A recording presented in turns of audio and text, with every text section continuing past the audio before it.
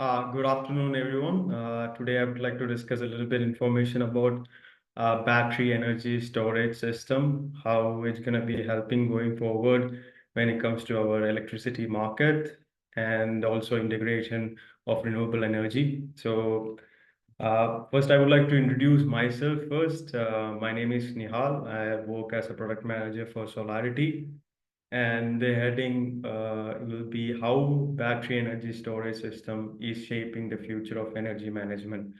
So some of the main agenda we're going to be talking about, I'll be able to explain you later on what are the main topics we're going to be covering in this session. But before moving ahead, I would like to give some insight about what exactly Solarity does. Basically, we were founded back in 2009 as a EPC installer in Czech Republic and Slovakia market, and then we had a transition from the EPC to a distribution. Ever since then, we've been actively as a wholesale distribution for these markets. By 2020, we opened up in like let's say around 9 offices all over the world, 50 active markets, and we were able to deliver more than 2 gigawatt of solar panels and inverters, etc. So currently there is almost more than 70 employees working for us from all over the world. The offices are located in Prague, Budapest, Dubai, Kyiv, Amman, Warsaw, Casablanca, Bogota, Panama. This is just a geographical presence where exactly those branches and the active market we currently have it at the moment. Obviously, the main idea is to expand more, help the customer in the other part of the world as well. This is just the location part and the service.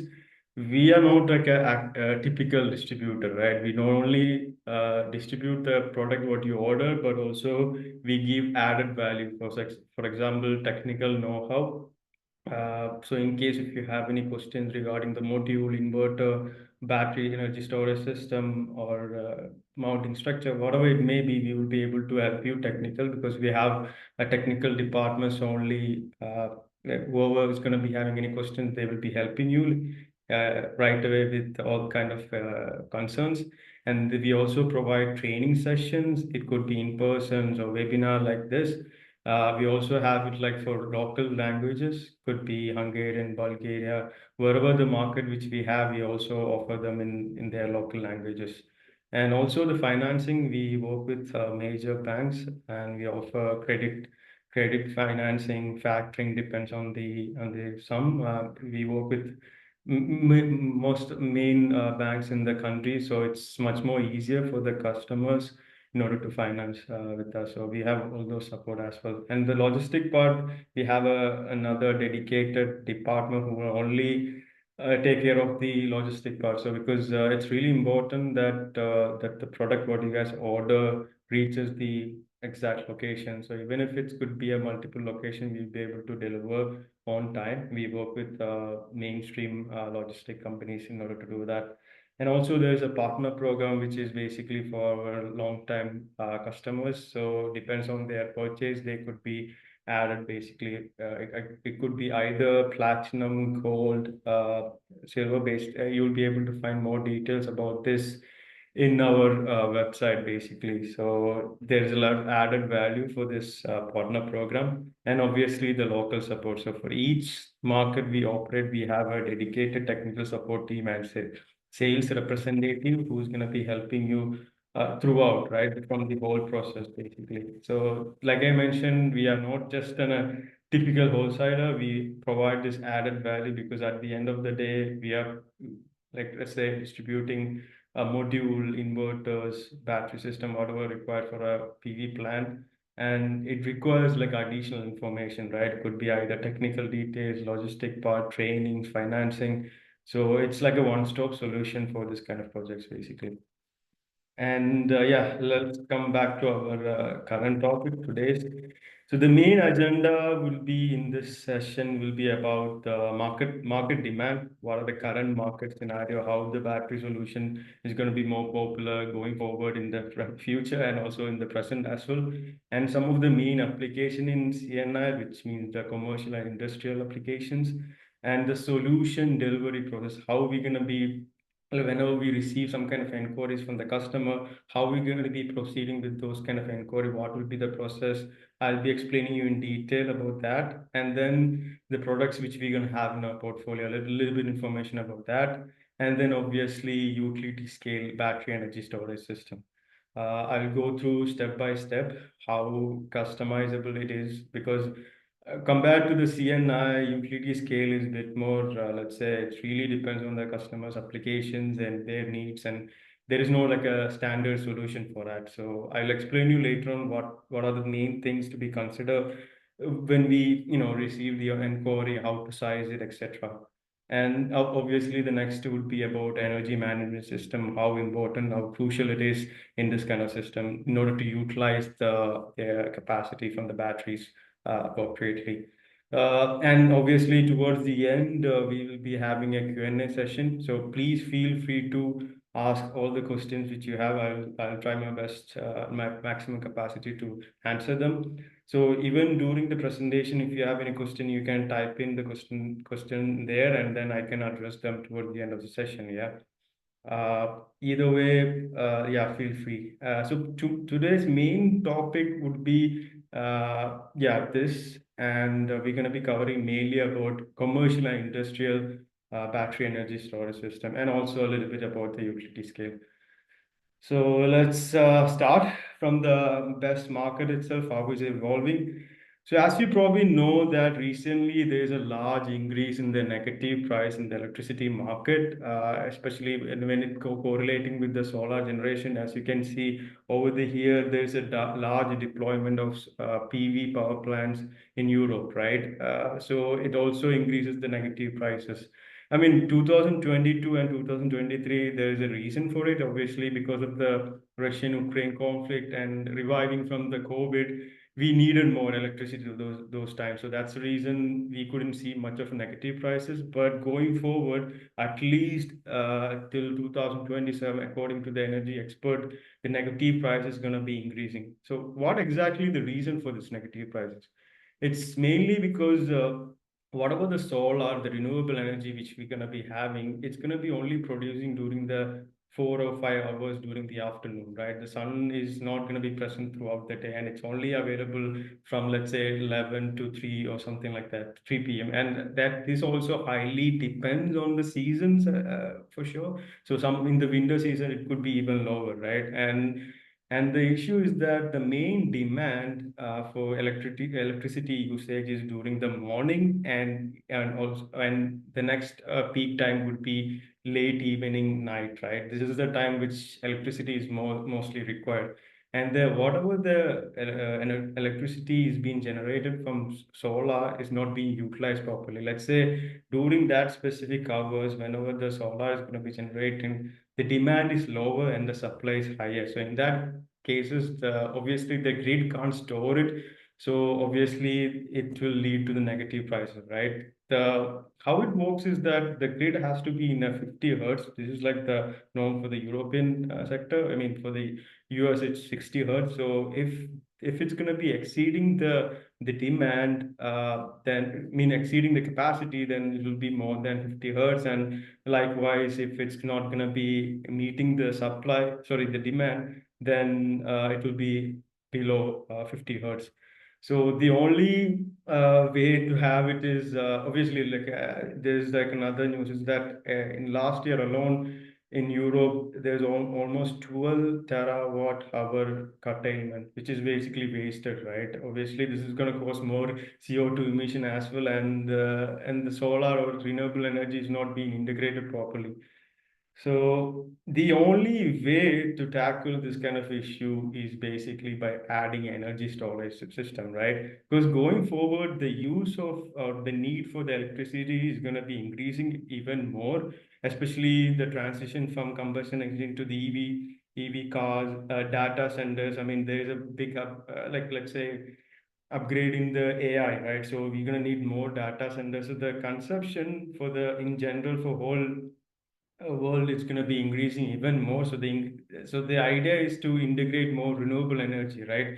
But the only way, right, to tackle this, to utilize more renewable energy is by having energy storage, which means whatever the energy is going to be producing during the afternoon, you can literally save the, like, charge them, store it, and use it when it requires the most. So it's going to be more dynamic. And also the other two things what energy storage system can solve is decentralization, right? So most of the customer is going to be acting as a prosumers, which basically means you're going to be producing and as well as consuming.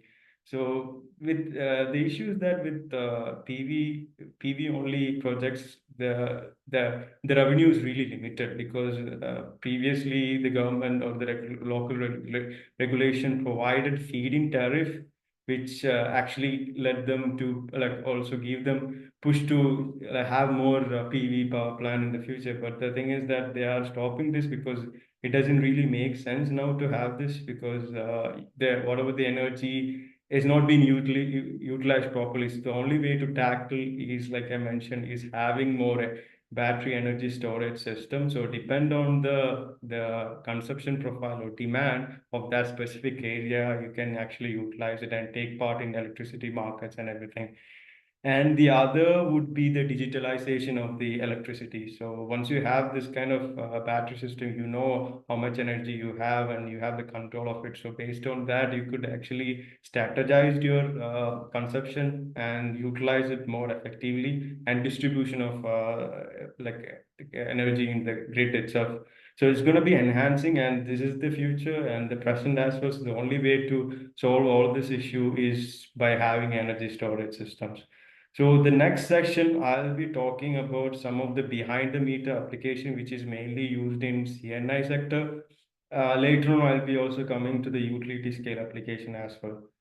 So the first one would be the cell consumption. Probably you must have heard about this already. So in case if let's say if a commercial or industrial client already have a PV plant in their roof or in their land, ground or whatever the installation could be, and it's not correlating with their consumption profile. Let's say they have more consumption during the early morning or the late evening, and obviously the sun will be generating only in the afternoon, right? So in this kind of scenarios, what they can do is that they can store whatever the electricity generated from the PV in the battery and utilize it for the later use when it's required the most.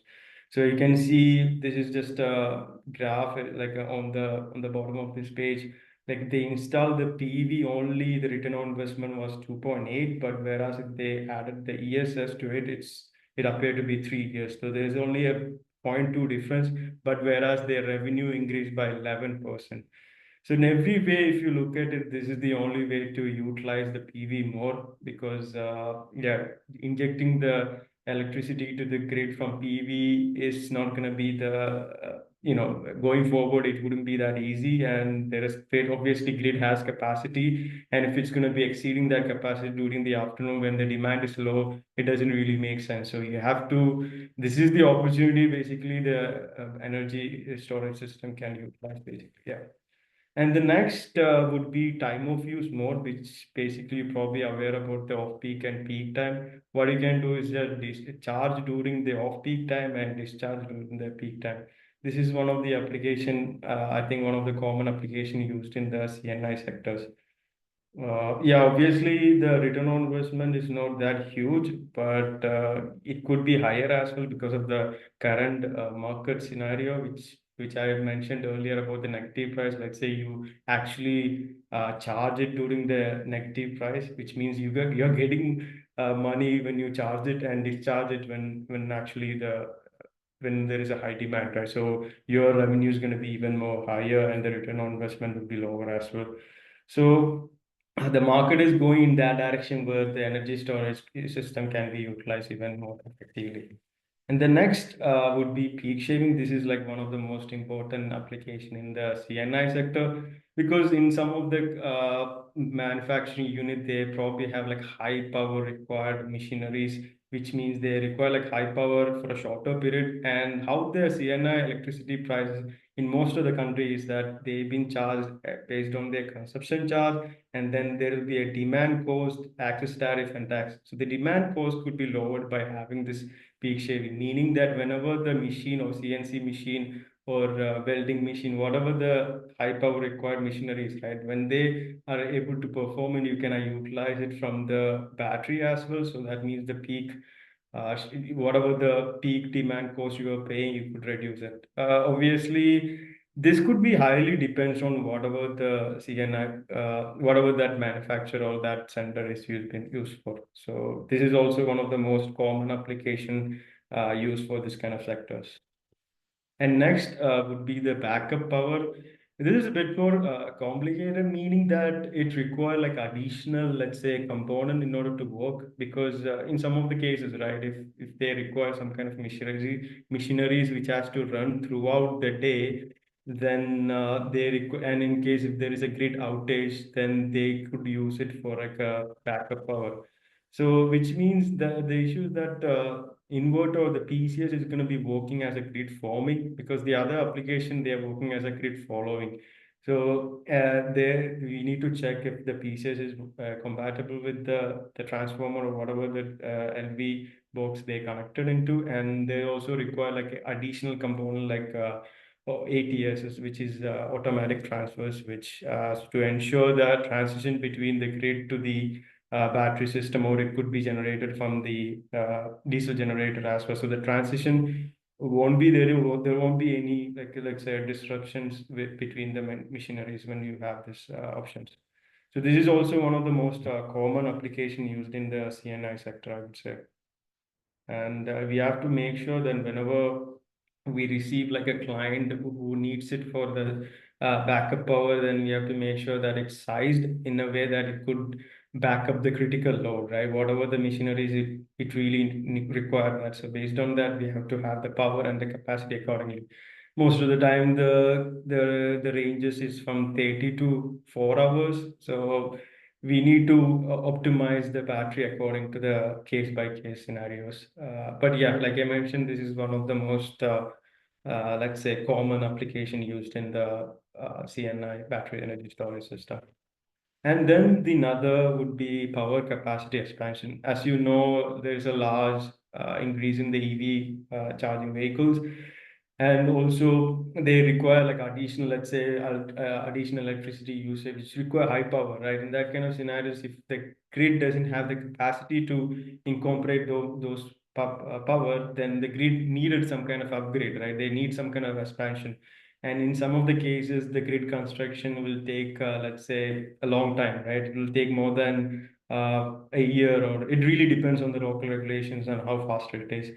And it's also expensive. So in this kind of scenarios, you can actually deploy battery energy storage system in order to tackle this extra power required situations. So this is also one of the most one common application used in this sector. The other one is obviously on grid. The rest of them can be off grid as well, but this is an on grid application, which means like previously on the first slide I was explaining right about the frequency. Let's say if the real time, right? If the grid require more power, and that because the demand is high and supply is not much, in that kind of scenarios, you can actually take part in the in this ancillary service, which basically you give electricity, you discharge during that time for a shorter period, which means you're probably going to require high power, like 1C battery or something like that for this kind of application. So this is like one of the other application which is used in the let's say in the on-grid applications. I will explain you later on. I think this is more prevalent, this kind of application for the utility scale, but whereas CNI applications also, the CNI battery energy storage system also could be used for in order to generate this kind of revenues as well. As you probably see, the return on investment is lower, like the payback period is lower, which means you within 2 years or so you will be able to receive whatever the investment you made. So these are some of the application. Obviously, it's always better to have multiple applications so the return on investment could be lower, right? And you will be able to generate more revenue, which I'll be explaining you later on how the EMS is going to be playing the crucial role when it comes to this. So it's always good to have an idea what kind of application you're going to be taking forward. And okay, I will explain later on about this part in going forward in more detail, so you will get the context as well. So now the next is the most important part, which is basically how the Solarity is going to be processing when we receive this kind of inquiry. What would be the expectation from our side, from your side? What are the let's say data we require from your side in order to size the optimal or to generate the price offer or do the commissioning, etc. I'll go through it in detail. So basically, the analogy I will use is like an architecture, right? The architecture would know everything about a house, but the owner, right? He needs the input from the owner, right, in order to let's say design a home what he requires. So it's exactly the works on here as well. We would like to need more information about the application you're going to be using it for. What would be your consumption profile? Do you have already a PV? Is it going to be standalone? So the more information we have, the better we'll be able to, let's say, size the or give you the appropriate product for those needs. So it could be either, like I mentioned, it could be multiple application, right? You could use it for peak shaving, backup power, or cell consumption. For example, backup power, you need another additional components for that. So yeah, all those information has to be presented beforehand, before even we go ahead with the solution, right? And then we need to know whether if it's AC coupled or DC coupled. The difference is that DC coupled means the battery and the PV is going to be having the same inverter. So how it works is that the PV, whatever the cables, whatever the DC cable is going to be going to a combiner box, and then the bus system itself, which has both the inverter for the batteries and for the PV, and the battery system itself, right? Battery cells, modules, everything is going to be in one container. There are pluses and minus, which I'll be explaining you later on how it works. So yeah, we require all this information. Based on that, the price can change as well, right? And then what is the voltage on the point of interconnection, etc. So if the customer already have an idea of what application, what would be the size, etc., then it's easy, right? We can just offer them the solution what we have, like in our portfolio, the most optimal one. But in case if they don't know, then obviously we require more information. How we're going to be sizing is based on their reviewing their consumption profile, asking them for a PV generation report, and asking them what kind of application they're going to be mainly use it for, and the land which they have it for, the battery energy storage system. Based on that, all of those data, we could make a financial analysis and let them know, okay, if they install, let's say, 200 kilowatt hour or 300 kilowatt or whatever, they can compare it, which would be more optimal, which makes more sense in terms of financial, because there is a large investment happening, right? I mean, you're spending a lot of money and you need to understand how much will be the payback period. Because at the end of the day, battery energy storage system is an investment, right? You need to know if it's going to be offsetting your capex and offsetting your opex as well. So it has to be decided during the initial phase, because it doesn't really mean the bigger the system, the better it will be for the each client.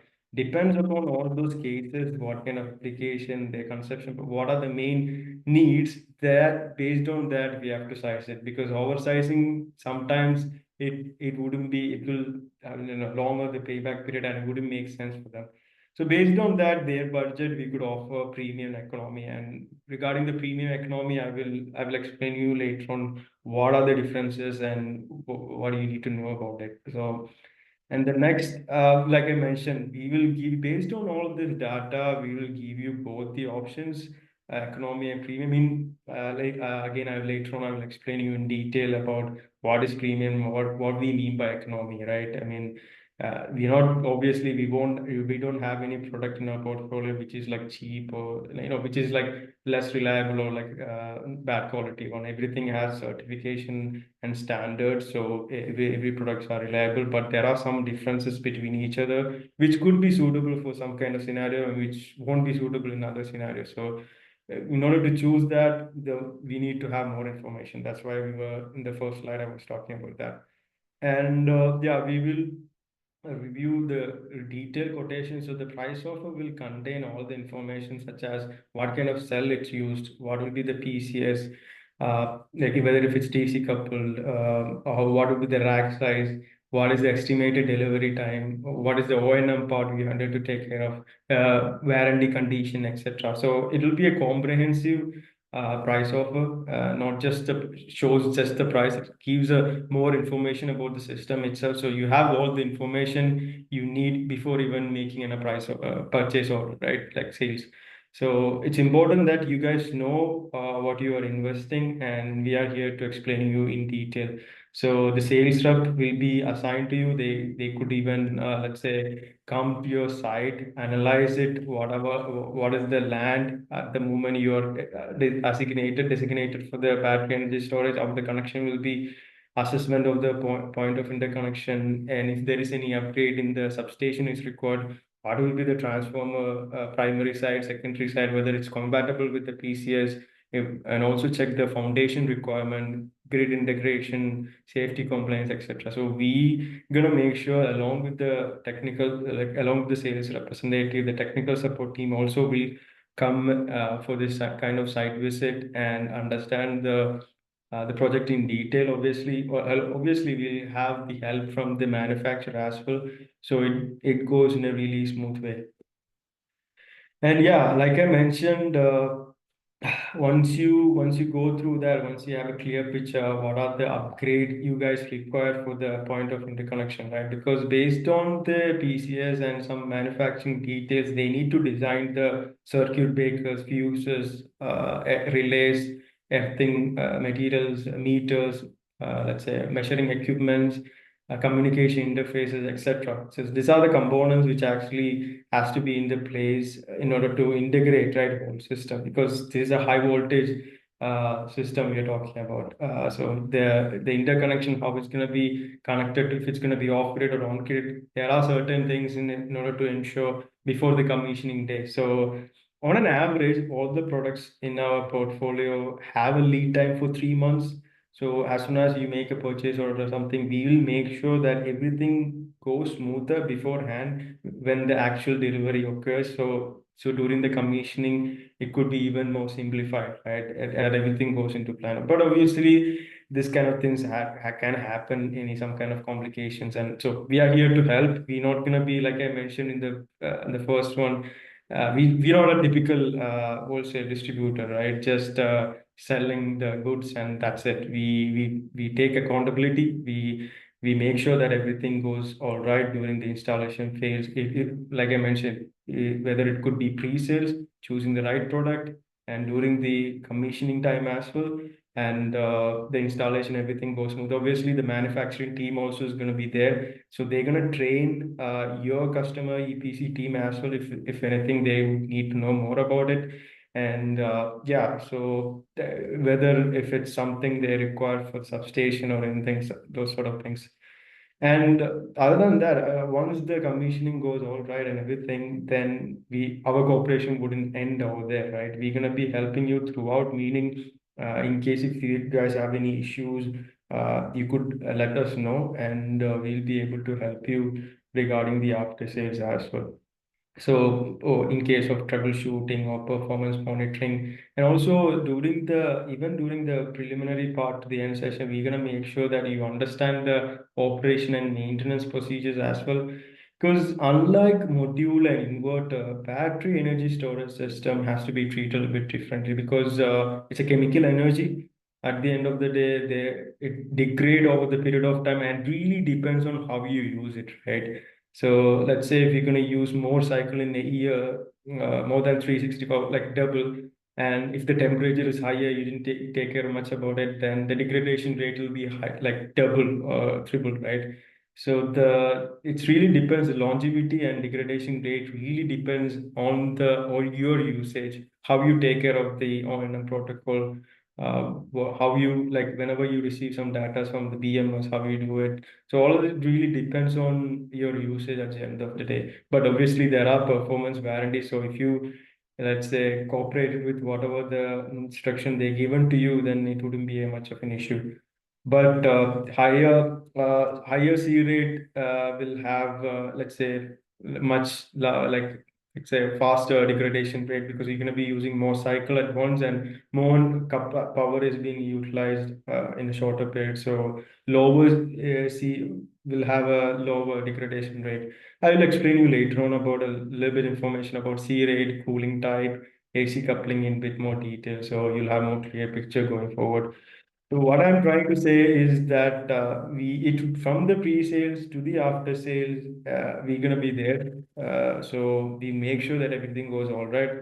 And yeah, in case if you have any issues or anything, we will be the first point of contact, and we'll make sure that whatever the issue is being properly resolved on time. And yeah. So this is some of the products, the brands which we have in our portfolio going forward. This is especially for the CNI, commercial and industrial battery energy storage system. So what I mean by the commercial and industrial battery energy storage system, it could be from, let's say, from 60 kilowatt hour to 500 kilowatt hour. There is no like exact, let's say, a line between CNI and utility scale. The only way we could differentiate is the output voltage, right? So all the component, what are the product which I'm going to be mentioning mainly will be the output voltage will be 400, which means they could be connected to the low voltage distribution box, and whatever which has to be having an additional MV transformer, we could consider them as the utility scale battery energy storage system. So just to let you know, this is how I differentiate it. So Jingo, Huawei, Teoman, and Dare. These are the four brands which we're going to be having in our portfolio. So like I mentioned, AC coupling you probably know now, which is having like a separate inverter or inverter for the battery, and there will be a separate inverter for the PV. But I would say in the most of the project which we have receiving the inquiry is more AC coupling because AC coupling is more retrofit. It's easier to install. There is less complicated, but obviously it will be a bit more expensive, right? Because you are getting an additional inverter just for the batteries. But there are pluses and minuses, obviously. Whereas in DC coupling, whatever the PV is, the energy produced by PV is directly going to the battery, right? There is no conversion happening or AC to DC or something. It's going directly DC to DC. And especially when we design a PV power plant, we oversize it, right? So the clipping, it won't be wasted. It could be utilized in the battery. So there are pluses and minuses. Obviously, more efficient DC, but the DC coupling is a bit more complicated. The execution and designing is a bit complicated, right? And also the operation and maintenance is also a bit complicated compared to the AC coupling. I would say AC coupling is more mainstream, but like I mentioned, we have also have product for the DC coupling. So it really depends on the customer preference, then their application. So we could actually give them both the option and they can choose it, right? So this give them the flexibility. So yeah, so this now I will be talking more detail about some of the differences in the CNI battery energy storage system. So you probably heard about this already, which is the C rate, which is the rate of charge and discharge related to the battery capacity, right? So 1C means a 1 hour battery. So 0.5 C means 2 hour battery. So 0.25 means 4 hour battery, etc. Likewise. So most prevalent, let's say C rate, I would say for this kind of application is mainly 2 hour battery, which is 0.5 C. Could be utilized for, let's say, cell consumption application, time of use. Most common application could be used with 0.5 C because the degradation rate is lesser because you're not using all the power at one. It's more lower, so the longevity of the battery will be higher. It's more balanced.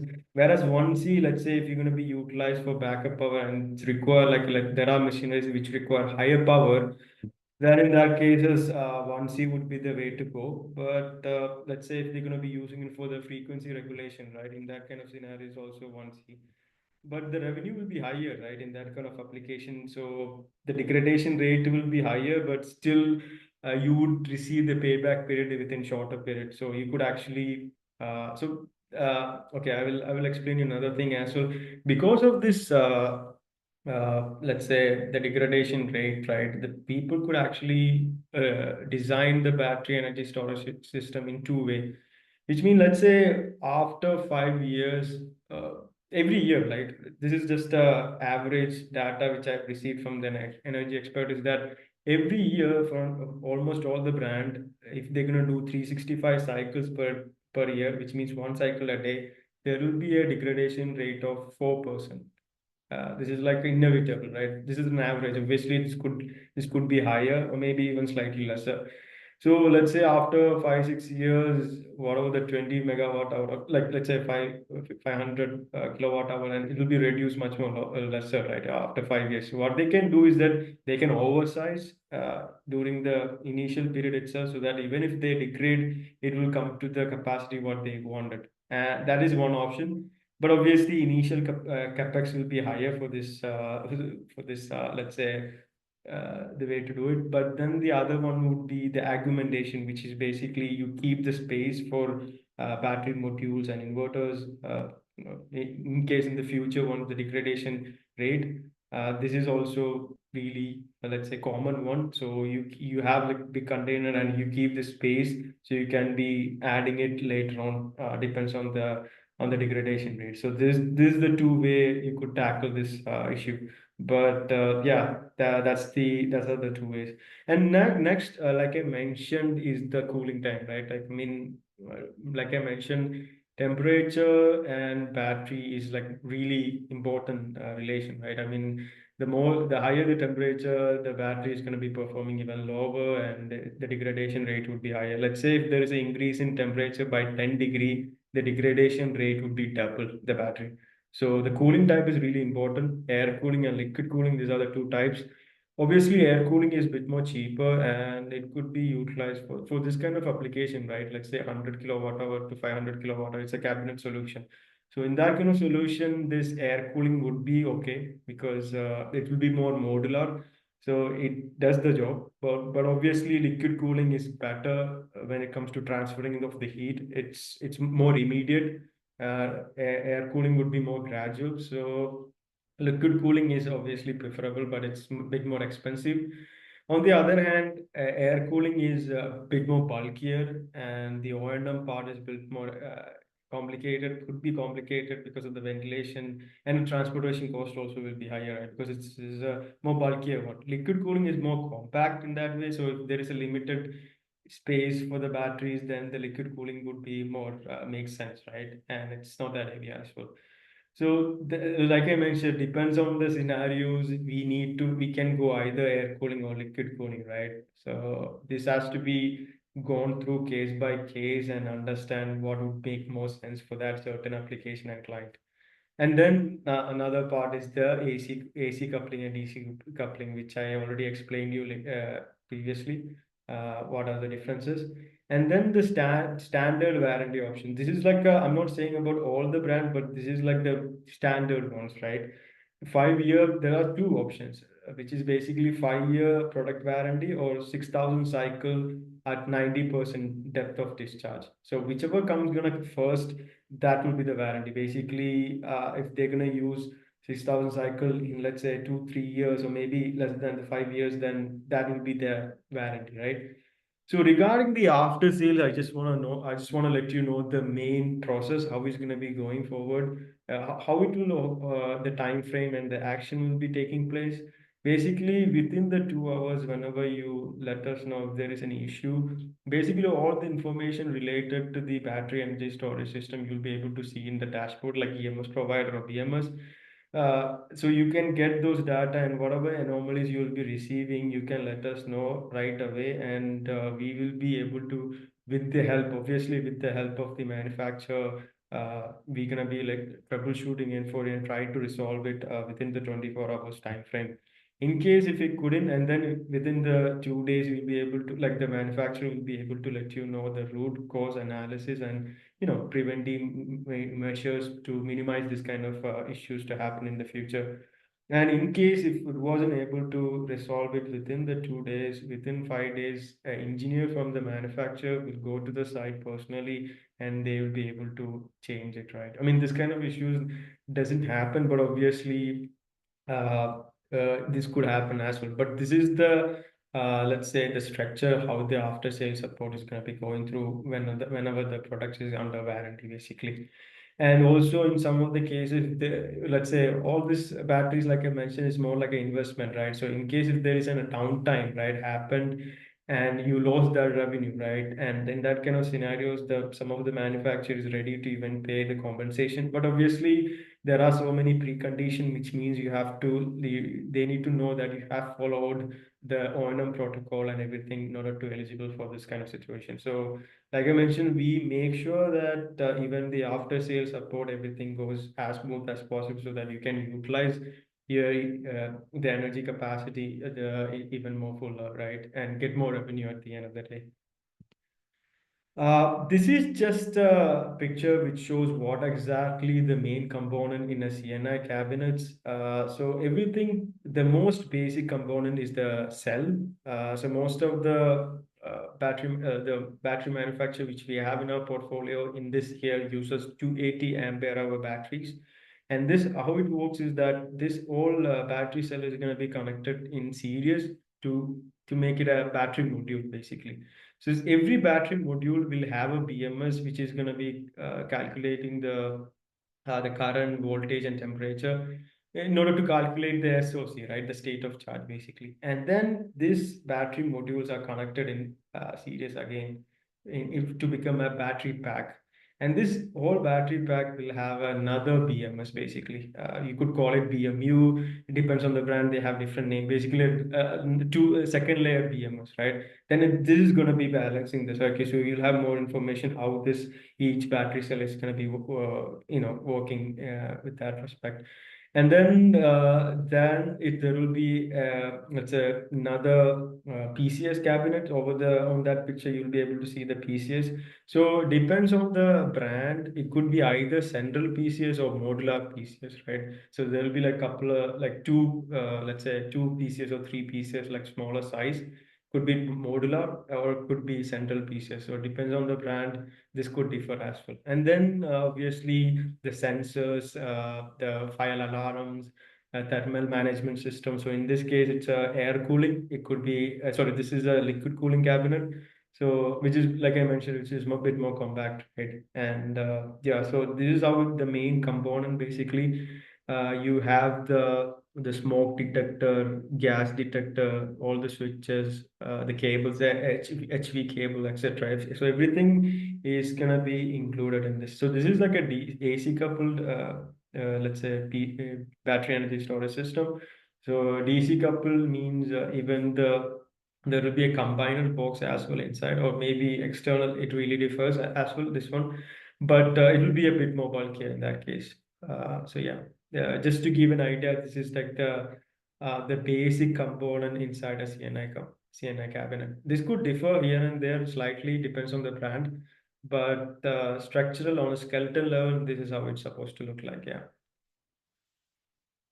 And this is just a degradation rate just for you to understand. This is just an example from Jingo Solar, one of the product which we're gonna have in our portfolio. So basically you'll be able to see over the here how it is degrading, and depends on what C rate they are using, the degradation rate is highly influenced by that. So let's say if they're gonna use it, the 0.5 C for the first year it's 93.1, whereas for the 4C it's the degradation rate is much more lesser. So likewise, if they're going to use it for 1C, the degradation rate will be higher as well. So like I mentioned, it really differs at the end of the day how you use it, right? What application you're going to be using it for. This is all just a reference number, but obviously this could be highly different based on your conception and your application, etc. These are some of the certification and standards which you need to have for this kind of product to be installed in EU. So all the products which we're going to have in our portfolio have all of this certification. And obviously, it depends on the local countries what they're going to be installing. They're probably going to, they obviously require like grid code as well. So we'll make sure that you have that as well for each product whenever there is installation. So these are the main ones. let's say the certification required in order to, so in case if you require like additional, you can let us know as well personally, and then we could work on that as well with the manufacturer. It shouldn't be an issue because most of the brands, or every brand which we have in our portfolio already have a lot of reference project in Europe and used for various kind of application, so it shouldn't be an issue in this kind of cases. Just to give you an idea, these are the main certification and standards required from European in India. So let's come back to our product portfolio, right? The first brand I would like to discuss would be Tecloman. Uh, so they have like a variety of like a big experience in the energy storage business. They already installed more than 100 projects, and a lot of them in in Belgium, Netherlands, etc. So these are their CNI cabinet portfolio. The first EOS is basically air cooling unit. Basically it will be, so it's much more cheaper. So like I mentioned, the premium and economy, this is what I meant by, right, the air cooling is a bit more cheaper and liquid cooling is a bit more expensive, but in some cases liquid cooling will be okay, and some cases air cooling is also okay. So really depends on the size of the project, we could actually refer them. So this is what exactly I mean by the premium and economy, and or whether it could be DC couple, because DC couple will be even cheaper, right? But then again, if there is already a PV installation happen, then it's not possible to go for DC coupling. The only way is AC coupling. So this EOS is probably one of the best sellers for the Tecloman. It's really reliable. They have all the certification. Like I mentioned, it's a 5 year product warranty of 6,000 cycle, 90% depth of discharge, either two of them. This is how the warranty gonna be.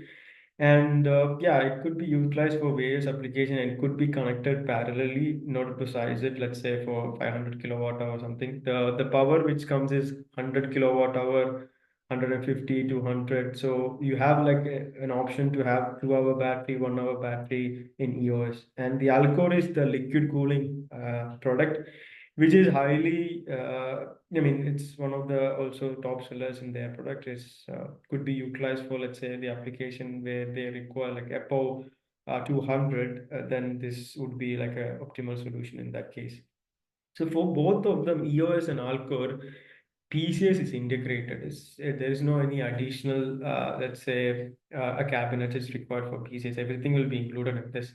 Whereas Polar, you could actually, both of them, right? By the way, you could use like the pictures is not going to be exactly the same for DC coupled and AC coupled. This is a AC coupled, both of them. For DC coupled, it's a bit more bigger, I suppose.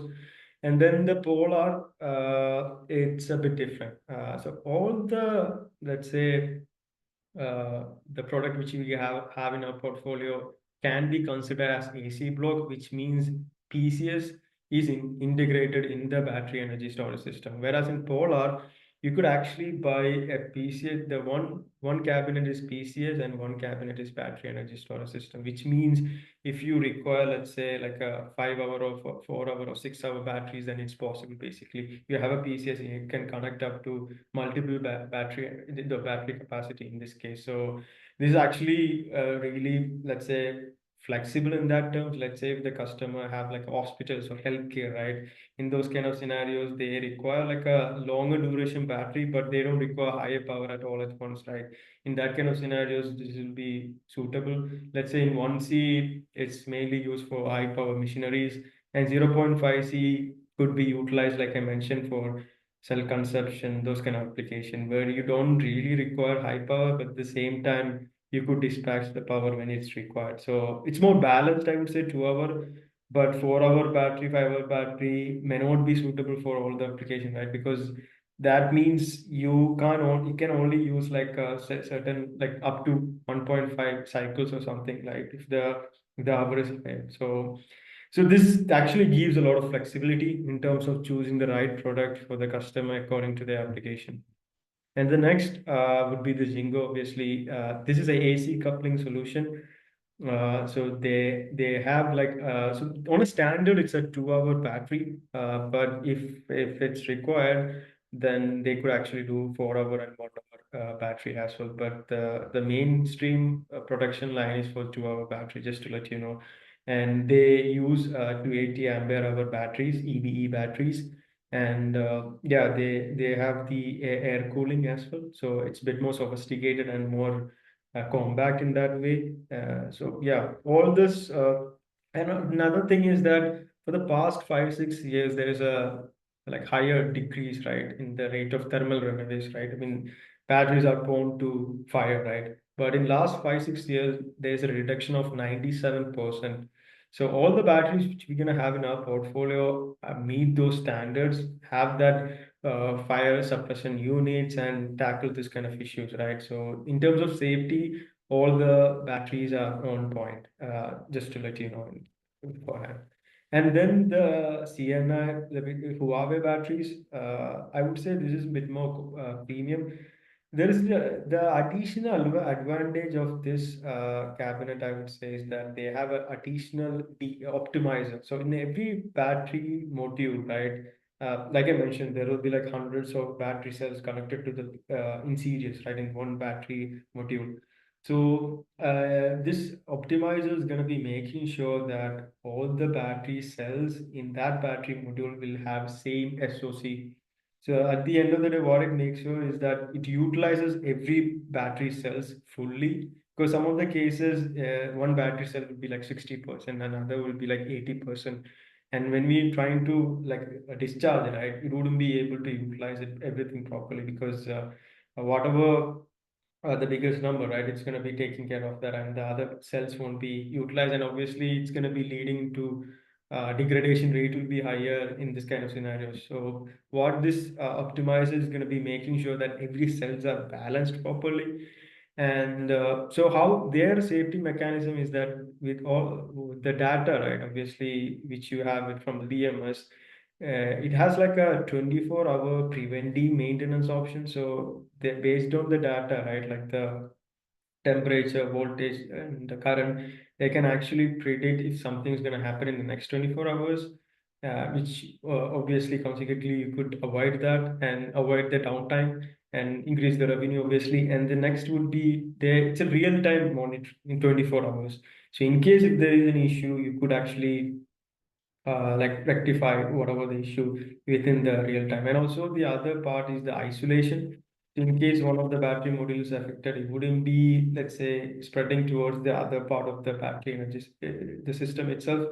So that's another thing. And obviously the fire suppression unit. All the products which I mentioned, right, all of them has this options or this features.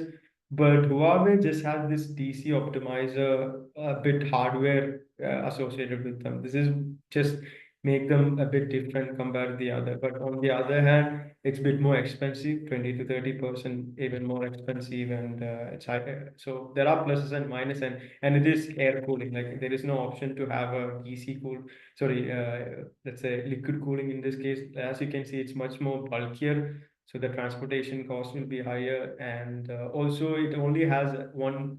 It's used by a central PCS, 100 kilowatt PCS. There is no much flexibility. Let's say if you're going to be choosing for 200 kilowatt hour system, it's not possible to go for 1C. It's only possible to go 0.5C. So in terms of designing flexibility, it's really limited. Whereas in Jingo and Teoman, you could, based on the conception profile and the application, you could actually refer optimal solution based on them. But whereas Huawei has that reputation in the market, they have a lot of projects as well. So some of the customer actually prefer this. So we also have this in our portfolio to deliver that. And next is Gaia.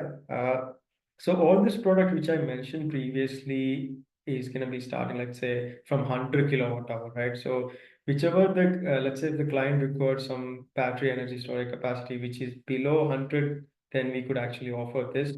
It also has all the like safety measures. It's 60 kilowatt hour system, and there will be a 50 kilowatt hybrid inverter, which is basically 1.1C or something like that. But you can connect up to, let's say, 6 units parallelly.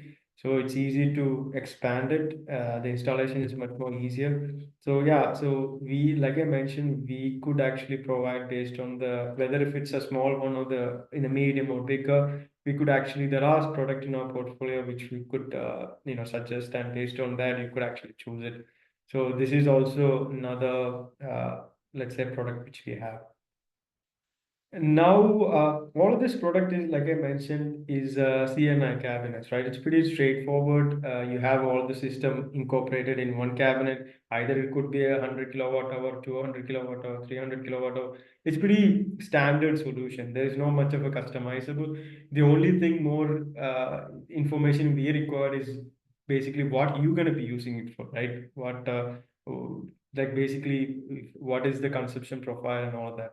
But whereas utility scale is a regulatory driven business, meaning it really depends on what locality you're going to be installing this product. So you need a large, let's say, like a big area for this, because most of the time it's going to be in 20 feet container, and it'll be a front of the meter projects, right?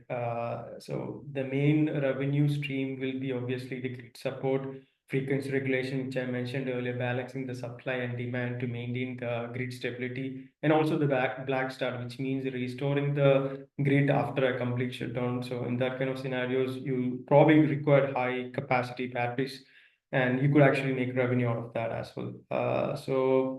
This is like one revenue stream, and the next one would be more like a contract based. So as you probably more already aware about the electricity market in Europe, right? I would say this is like one of the most sophisticated machineries ever built by a human being in this whole world. Like, it's really complicated and complex, and the way it's been operated is pretty insane, I would say.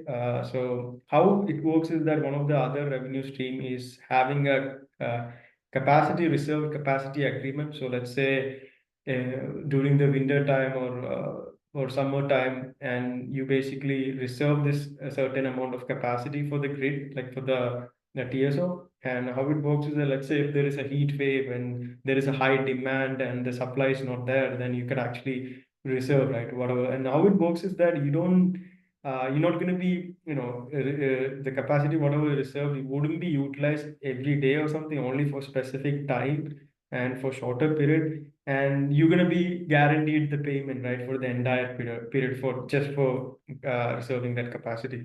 So this is like one of the way which you can utilize the one of the revenue stream, I would say. Uh, and yeah, this also really depends on the market regulation. If, let's say, if some country has this options and some country wouldn't have it. So it's really important to understand that first, like what would be the main revenue streams they're going to be going for. And the other one would be the merchant market participation, which is more like a spot market. So you probably heard about the day ahead market, intraday market, and all that, right? So based on the demand forecast and supply forecast, you can actually take part in. So it really depends. There is no like a, let's say, guaranteed uh, revenue you're going to be receiving. It really depends on the current market situation. So some of the time you can make the revenue, it's a shorter period. Let's say in summer you make it for a whole year, you can make it within few 3 4 days you can make it. So it really depends, especially now that the current market having a lot of negative prices, you can actually utilize that situation. I feel like that's a big opportunity for the battery energy storage system, because you can buy those during those negative price and sell it when the let's say the day ahead spread is, let's say, 150 per megawatt hour or something like that. So you for the in order to take part in this merchant market participation, you, let's say, you require like a real time data from the day ahead or like intraday markets, how the prices will be, and accordingly you could actually strategize when to discharge and charge it basically. This, yeah, like I said, this is risky, but it's given the market situation, it's not that risky, to be honest. The other one, capacity, it's more contract, but it's already guaranteed. You can actually get this contract for 15 years or 20 years, depends on the regulations, like the locality again. But it's more guaranteed one, and this one, it really depends on the market condition. In some of the cases, in some of the projects, where I understood is that some portion of the battery could be utilized for the capacity contract and some part could be utilized for the merchant market participation. So you're getting, in a way, you are taking part in the both the market at the same time. So there's another term to be used, revenue stacking, basically. So you can generate the revenue from both the part, even though you are doing it only one at a time. So this is highly like utilized by some of the utility scale projects. I can explain you again about the EMS, how crucial it is when it comes to this kind of projects and how it will be utilized properly. The next, the important part would be the project timeline, right? Because this is not really straightforward compared to CNI. I mean, CNI is more like the investment is lesser, obviously, and it's more used, let's say, in order to because for the CNI client, most of the operational cost, let's say 50 to 60%, or maybe even higher for some kind of industry, is their electricity cost, right? So by having the battery energy storage system or PV is to reduce that cost. That would be their main agenda, I would say. So it's a bit more easier in that case, in order to, let's say, decision making, and it's less investment at the end of the day. And they also receive some kind of a incentives by this. Whereas utility scale, the project is a bit more complex. What I mean by is that you have to check first secure the land, right? First, the minimum is a 20 feet container. I mean, the technological advancement is going in a way direction that you have more denser systems, meaning previously the 20 feet container 20 feet container can accommodate only, let's say, 2 megawatt hour battery systems, but now because of the adoption of 314 ampere hour battery cells, you can have up to 5 megawatt hour batteries in one 20 feet container. So going forward, it will be 6 or 7. This is like the trend what we are seeing. So it's more denser in that terms, and obviously it's more cheaper. The lithium ion batteries are much more cheaper. So it's pretty attractive in that terms for the client to make an investment. And obviously, we need to know if it's going to be coupled with a PV or standalone. Because also the data which is being shown in Germany, UK, or Spain or France, this is where the most, let's say, let's say, projects happened in the Europe, I would say. And most of them, obviously, the first one is PV, coupled batteries, and the other one is also standalone is there. And also, some of the time, it could be incorporated with the conventional energy sources. It could be coal or nuclear. Because in order to, when it comes to shutting down this conventional power plants, right, for example, coal or nuclear gas, they require high amount of money, like in order to stop that. It's not really practical to like stop it based on the demand or supply, right? And so that's where when the battery is going to be taking part, not only integrating the renewable energy, but also able to utilize the conventional power plants efficiently as well. So you can actually store that electricity, what has been generated from those kind of power plants, and use it when it's actually required, right?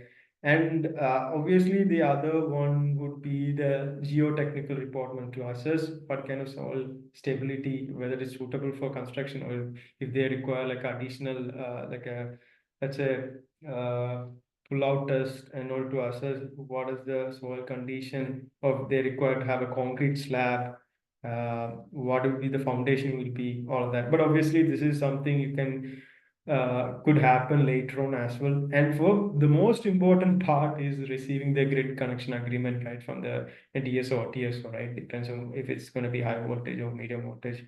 But this is the main part. Getting that is a big deal. I mean, like most of the European countries have a long waiting queue for the DSO. Some of the time you could wait even year or maybe more, couple of years for this, and it really depends on the locality where you're going to be applying. And then how it works is that during the application time, they're going to do technical screening, understanding. They're probably going to require more information about what energy storage system application you're going to be using, what will be the size, capacity, power, and they need to check if they need to build a new substation for that, what is the point of interconnection.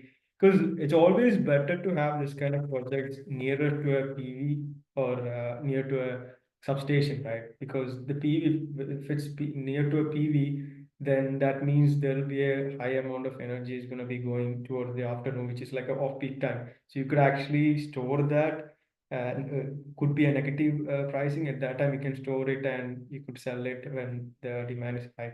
So, or else substation is near the better, because the far it is, the potential for failure is also high, and some of the time you need to, let's say, come up with your own substation. So it really depends on the local regulations. So this is one of the most time consuming. And then you probably require like a two permit, right? Like a permit for the injection and permit for the, like the physical agreement, right? So it takes a lot of time as well. And after that, this is where once you get all of this application, only they could start the procurement, the EPC or the client itself. So that's where we come into the play, right? When it comes to design, what will be the size? So we need to assess the site, what are the intended application, so what would be the transformer, whether it's going to be connected directly to the medium voltage or high voltage. Most of the time it's a medium voltage, and some of the time this could take even longer, right? Because there's a lack of availability for the transformer. So when you require high power transformer, then the time period would be even longer. So it's a bit more complex. Whereas there is a lot of potential. I feel like going forward, there will be a lot of projects coming up in all over the Europe, and we are ready for that as well. We have the manufacturers help and technical expertise who can give you more information, how to go through it, and we'll be able to give you all the documentation you require, the certification, all of that, even for the process. So I understand it wouldn't be a straightforward, let's say, selling a module or inverter. It should be a series of discussion. We have to go through, maybe going into in person, talking with the EPC, like the client itself, all of that. It requires a lot of coordination, and I just want to let you know that we are happy to be part of that, and make it a huge success at the end of the day. So the sales cycle will be much more longer in this case. And yeah, this is just yeah, at the end, the application and revenue stream is the deciding factor, right? Because that's gonna be deciding how fast are you gonna be getting your money back. So yeah, this has to be, you have to have an idea what exactly you should be using it for. For example, like I mentioned, right, or oversizing some of the, you could actually predict that, okay, after 5 years I will be having this much degradation, so let me oversize it. So that means you putting more capex at the initial stage, or else you were thinking, okay, maybe I can like change it or expand it later on, the argumentation, right? Keeping the space for it. Let's say instead of having 5 MWh, like you only require 3 MWh, and you're saying, okay, let's keep this space. Maybe we can add it later on. So we'll make sure whatever the option best for you we can make it like happen, and yeah, so that you have the investments all, like, yeah. The next, the most important would be the energy management system, right? Whatever I said, whatever the application I mentioned. So all the manufacturer, like I mentioned, there is like a three-level BMS. So BMS for the module, BMS for the rack, and then there is a like a third level BMS. So you can have a different name, but that third level BMS can work as a EMS as well. But the thing is that the function for that is pretty limited. I mean, if you're going to be having multiple system and multiple application and remote controlling, it wouldn't be an optimal solution. You require like additional EMS in that case in order to utilize the battery energy storage system properly, right? Because you need to make sure that you are getting revenue from every side, so that it's being utilized properly. So what EMS works is that not only manages the power, it also like control it, when to discharge and charge, and optimize it. And also this is the first dashboard, or the first way you need, that's how you know how efficient the battery is. You will be able to know the real-time data, such as suppose, oh, this is the SOC is this much, and the electricity price in the market is going to be higher. So there is three way, let's say, you can have this EMS, right? So First is the EMS, all the so first of all the EMS provider which we're going to be collaborating. Obviously, the manufacturer has it, but additional to that, we also have some European-based EMS providers as well. So that means they have already have some experience with the European market, and they have some asset in the European market. So they know how the market will be, and based on their data and everything, they could actually utilize and get you more revenue. So there is three way actually. One is being it will be managed by the EMS provider itself, which means they're gonna let you know this much revenue you're gonna be generating, and that they will have some let's say operational cost, some percentage of it. So at the end of the day, they are the one who's going to be controlling the revenue. So some of the time, the client will be like, okay, if that's going to give, everything is being managed by a professional like who has enough experience in that field, so they will take care of, right? And you're getting this guaranteed money within every month or the other, depends on the contract what you're going to be signing with them. And the other one is going to be managed fully by you. So they will just give you the unit, the hardware, and the database and everything, and based on the data which you get, like say consumption profile or PV generation and the electricity prices and everything, you could actually all the information will be there, and based on that you could actually give a set a algorithm. And based on that, let's say if you put it like when the market price is 80 per megawatt hour, I need to discharge it or something like that. As soon as the market price reaches there, it automatically discharges. So you set the point, you are the one who's going to be managing it, and you'll be able to know what each battery cell is performing and all that. So it depends on the size, the capacity of the system. This could differ as well, DMS. So that you probably require more hardware, more sensors, etc.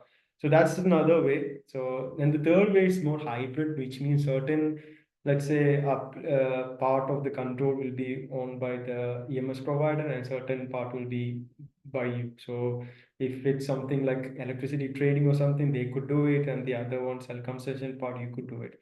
So it's really important to choose a preferable EMS provider, because obviously if you have the client already have an idea, it's best. Otherwise, we could also let you know what would be the best solution in your each market, because from various market they could have a different the tradings and all that. So we have some provider who could help you in that. So this is what I'm trying to say, is that at the end of the day, we're gonna make sure that every part, even from the pre-sale to after sales and the ongoing, because EMS plays an important part when it comes to ensuring the battery health, how it's been, because all the data what you receive from the BMS is going to be you'll be able to see in the EMS. So you could actually optimize it based on that. So all the anomalies you'll be able to see in the EMS straight away. So you could open it in your phone or anywhere and able to manage it in the real time possibility. So it also ensures the, let's say, limited downtime. So and maximizing the longevity of the battery cells as well. Also the safety and protection part as well. So yeah, so this is a bit separate. Obviously, this has to be purchased, and should be treated a bit differently as well. Depends on the application. And these are some of the case studies, like I mentioned from the Teoman. They are Teoman in Bloomberg, and the reference project is they use the CNI for the let's say in one of the application for the in Belgium farm, and they used it for multiple let's say application, which is PV consumption, like a cell consumption, and for the FCR market, which is like a frequency regulation market. So obviously, if you have more application, the more revenue stream, right? So you'll be able to reduce the payback period more effectively as well. And this is one of the utility scale 2 megawatt hour battery, and it's also used for consumption and FCR market.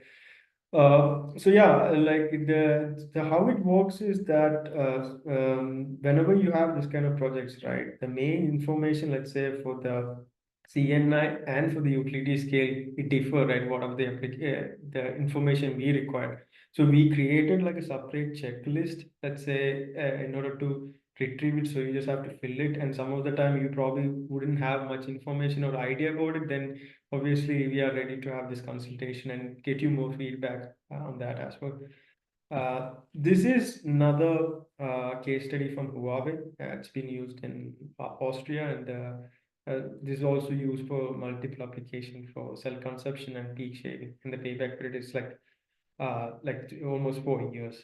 So yeah, so this is like the main, but like I mentioned, the CNI, obviously they could differ as well, right? If the let's say if the consumption is too higher, then you're literally using every battery stored into that. Some of the time, that means you're not really taking part in any electricity trading or something. But in some of the cases, let's say the consumption profile is not much, and they wanted to take part in the trading as well, that means you need to oversize a bit. So it really differs, but I would say the main, let's say, application is more like the main reason I would say is reducing the electricity bill. This is the main, I would say, for the CNI clients. And yeah, I think that should be it from my side. I hope it was clear and interesting. So let's start with the Q&A session. And maybe we could go through it one by one and answer your questions in detail. And yeah.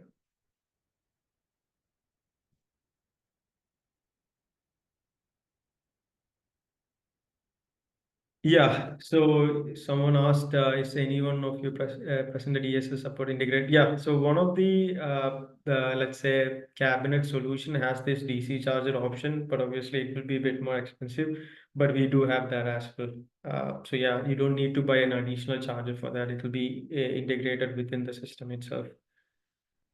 And yeah, and